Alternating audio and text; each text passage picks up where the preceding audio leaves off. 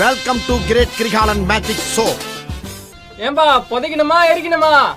அதிமுகல உச்சகட்ட கும்மாங்குத்தே.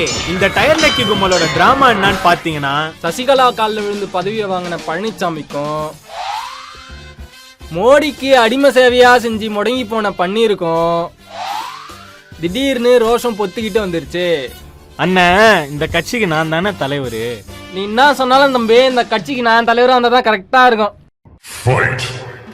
தம்பி முட்டி போடணும் தம்பி, முட்டி போட்டு தவந்தே போய் காலை பிடிக்கணும். நான் பண்ணிருக்கேன், தலைவருக்கு நான் தான் ஒருத்து. அண்ணன் தர்ம யுத்தம். அம்மா ஆவி கிட்ட பேசிருக்கீங்களா? அம்மாவே டைரக்டா வந்து என்கிட்ட இந்த கட்சிக்கு உண்மையான விசுவாசி நீதான்னு சொன்னாங்க. நான் தானே தலைவரு. தம்பி டயரை நக்கணும் தம்பி, நான் நக்கிருக்கேன்.